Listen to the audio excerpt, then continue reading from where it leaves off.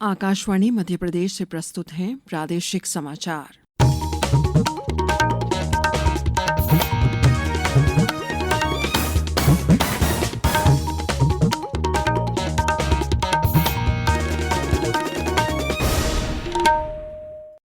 नमस्कार, समाचारों के साथ मैं शेख महजबीन अल्माज।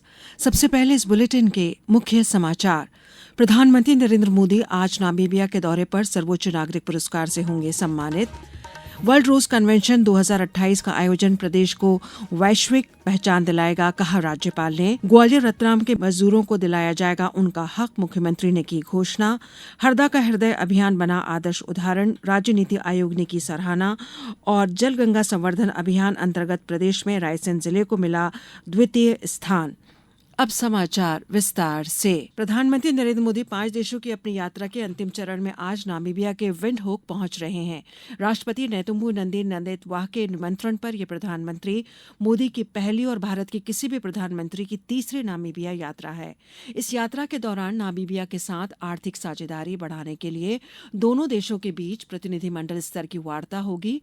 दोनों देशों के बीच ऊर्जा सुरक्षा, स्वास्थ्य और औषधि निर्माण के क्षेत्रों में सहयोग बढ़ाने पर समझौते होने की संभावना है।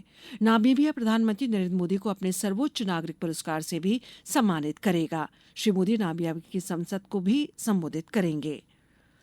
सूचना और प्रसारण मंत्रालय ने अपने वेबएक्स स्टार्टअप एक्सेलेरेटर प्लेटफॉर्म के माध्यम से Kala Setu real time language tech for Bharat प्रतियोगिता शुरू की है। यह राष्ट्रव्यापी पहल भारत के अग्रणी एआई स्टार्टअप को भारतीय भाषाओं में पाठ्य इनपुट से ऑडियो, वीडियो और ग्राफिक सामग्री के निर्माण के लिए स्वदेशी समाधान विकसित करने के लिए आमंत्रित करती है।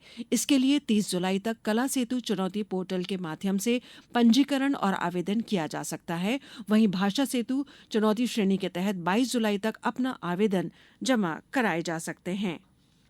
राज्यपाल मंगूभाई पटेल ने कहा है कि वर्ल्ड रोज कन्वेंशन 2028 का भोपाल में आयोजन भारत के लिए ऐतिहासिक और गौरवशाली क्षण है। राज्यपाल 21वें वर्ल्ड रोज कन्वेंशन 2028 संबंधी बैठक को संबोधित कर रहे थे। उन्होंने कहा कि वर्ल्ड रोज कन्वेंशन 2028 का मध्य प्रदेश के भोपाल में आयोजन प्रदेश को विश्व स्तर पर विशिष्ट पहचान दिलाएगा।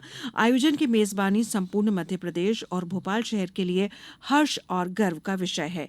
राज्यपाल श्री पटेल ने कहा कि गुलाब धार्मिकता और पवित्रता का प्रतीक है।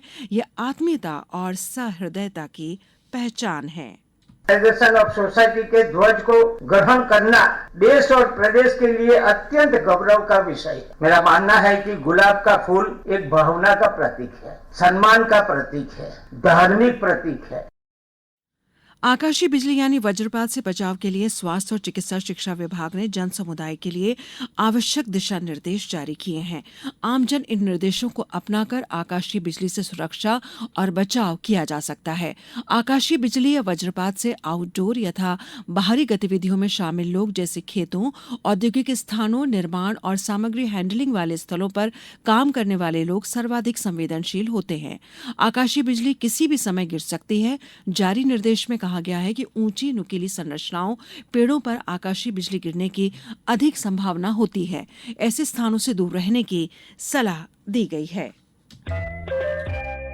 ये समाचार आप आकाशवाणी मध्य प्रदेश से सुन रहे हैं। ये समाचार बुलेटिन YouTube पर Madhya Pradesh news all India radio channel पर और Facebook साथ ही X प्लेटफॉर्म पर AIR न्यूज भोपाल पर सुने जा सकते हैं। इसके अलावा आप हमारी वेबसाइट newsonair.gov.in पर अथवा न्यूज ऑन AIR ऐप पर भी समाचार सुन सकते हैं। समाचारों में एक बार फिर आपका स्वागत है। मुख्यमंत्री डॉक्टर मोहन यादव ने कहा है कि प्रधानमंत्री नरेंद्र मोदी के नेतृत्व और मार्गदर्शन में राज्य सरकार सभी वर्गों के कल्याण के लिए कार्य कर रही है। औद्योगिकरण को बढ़ावा देकर युवाओं के लिए स्वरोजगार के अवसर पैदा किए जा रहे हैं। राज्य सरकार ने इंदौर में हुकुमचंद मिल के मजदूरों को 300 करोड़ रुपए दिलवाए, जिससे 30 साल पुराना विवाद खत्म हुआ है। रतलाम की सज्जन मिल और ग्वालियर की मिल के लिए भी इसी तरह के प्रयास जारी हैं। मुख्यमंत्री डॉक्टर यादव कल भोपाल में कार्यक्रम को संबोधित करते हुए ये बात कही। वो दर्द मुझे था कि मेरे पिताजी ने इस काल के समय में मजदूरी करते हुए, मिल में काम करते हुए काम खड़ा किया, तो ये कष्ट मुझे मालूम था मिल के श्रमिकों का। ये बात सही है कि सरकारों के माध्यम से जब कोई बड़ी इंडस्ट्री खड़ी होती है तो सरकार उसको जमीन देती है, जमीन के बाद बहुत सारे उसको अलग अलग प्रकार की अनुमतियां देती है और फिर वो बैंक फाइनेंस करती है, वो इंडस्ट्री लगती है। लेकिन इंडस्ट्री लगते लगते लगते कई सारे श्रमिक ऐसे अपनी प्रतिबद्धता से काम करते हैं, ईमानदारी से काम करते हैं कि वो अपने जीवन का आश्रय उसको मान लेते हैं। ऐसे में इंडस्ट्रियलिस्ट की गलती से या नई टेक्नोलॉजी के कारण से या कोई भी परिस्थिति बदली जिसके कारण से इंडस्ट्री बंद होती है, ऐसे में वो सारे मजदूरों का देनदारी का जो प्रश्न खड़ा होता है, ये बहुत दर्दनाक है। अब तो इतने सारे लोगों के जीवन में अगर कष्ट खड़ा हो जाए तो सरकार को संबल बन के आगे आना चाहिए। हमारे मजदूरों को जब हमारे भरोसे से अनुमतियों के आधार पर वो कारखाना खड़ा होता है, तो ऐसे में कारखाना बंद हो जाए तो सरकार फिर मदद करे। यही तो हमारी सद्भावना होना चाहिए। हरदा जिले में स्वास्थ्य पोषण और शिक्षा का संयुक्त हृदय अभियान आदर्श उदाहरण साबित हुआ है। राज्य नीति आयोग ने भी इस अभियान की सराहना की। जिले के स्वास्थ्य एवं शिक्षा के सूचकांकों में सकारात्मक प्रभाव पड़ा है।